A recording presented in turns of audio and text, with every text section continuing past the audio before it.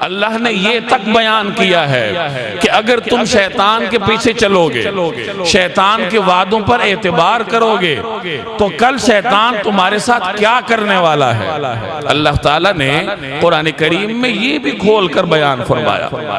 एक जगह कुरान करीम में अल्लाह का इरशाद है, वक़ाल शैतानु लम्मा क़ुज़ियल अम्र, जिस वक्त अल्लाह तबारक व तआला फैसले फरमा देंगे, जन्नती जन्नत चले जाएंगे, जहन्नमियों के हिस्से में जहन्नुम आएगी, जब मामला निपट चुका होगा, फैसले हो चुके होंगे, अब जहन्नुम में शैतान भी है और जहन्नुमी भी हैं, शैतान भी है और उसके पुजारी भी हैं, तो वहां शैतान खड़े होकर अपने पीछे चलने वालों के दरमियान एक तकरीर करेगा, एक खुतबा देगा उनको। लोग उसे बुरा भला कहेंगे ना कि तेरे पीछे चल के हमारा ये हाल हुआ, न तू हमें वरगलाता, न हम तेरे पीछे चलते और न हमें जहन्नुम का मुंह देखना पड़ता।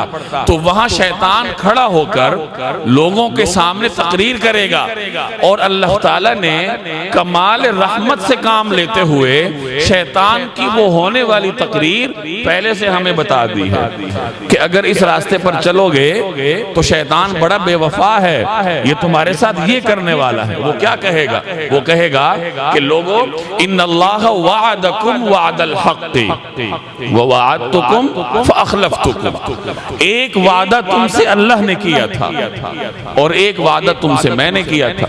अल्लाह का वादा सच्चा वादा था और मैंने वादा किया तुमसे, सब्ज़ बाग दिखाए तुमको, तो मैंने तोड़ दिया।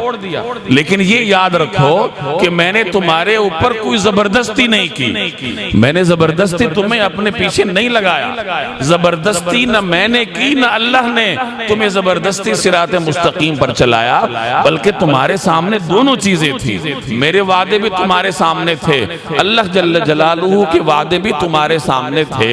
तुमने अपने इख्तियार से मेरे वादों पर एतबार किया, अपनी मर्जी और इख्तियार से तुम मेरे पीछे चले।